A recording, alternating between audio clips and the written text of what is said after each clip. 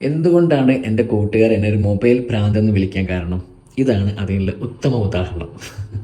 എൻ്റെ ലൈഫിലെ ഫസ്റ്റത്തെ ഫോണാണ് നോക്കിയ 2600. പിന്നെ വരുന്നത് നോക്കിയ 101, സോറി നോക്കിയ 100, നോക്കിയ 101, പിന്നെ സാംസങ്ങിൻ്റെ വേവ് 2, സാംസങ്ങിൻ്റെ S4. ഈ വേവ് 2ലാണ് ഞാൻ ക്യാമറ സെറ്റിങ്സ് ഒക്കെ പഠിക്കുന്നത്. സാംസങ്ങിൻ്റെ S4ലാണ് എഡിറ്റിംഗ് പഠിക്കുന്നത്. പിന്നെ note 5 pro, Redmi note 5 pro.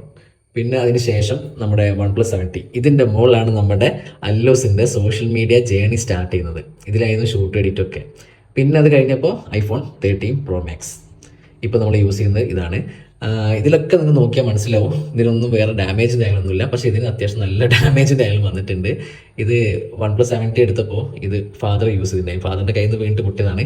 എൻ്റെ കയ്യിൽ നിന്ന് ഇതുവരെ ഫോൺ വീണിട്ട് പൊട്ടിയിട്ടില്ല. ഇനി ചിലപ്പോൾ പൊട്ടാൻ ചാൻസ് ഉണ്ട്, പറയാൻ പറ്റില്ല. ഇതാണ് നമ്മുടെ കളക്ഷൻസ്. ഭയങ്കര ക്രേസ് ആയിരുന്നു.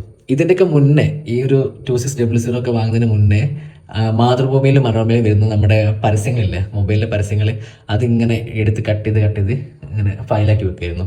അപ്പോൾ കൂട്ടുകാരൊക്കെ ഫോൺ വാങ്ങുമ്പോൾ ഒക്കെ എന്നെ വിളിച്ചു ചോദിക്കും ഏതാ വാങ്ങേണ്ട കാര്യങ്ങളൊക്കെ. അപ്പോൾ കറക്റ്റ് ഞാൻ അത് പറഞ്ഞു കൊടുക്കും. കാരണം അത്രയും ക്രേസ് ആയിരുന്നു, അത്രയും അഡിക്ഷൻ ആയിരുന്നു.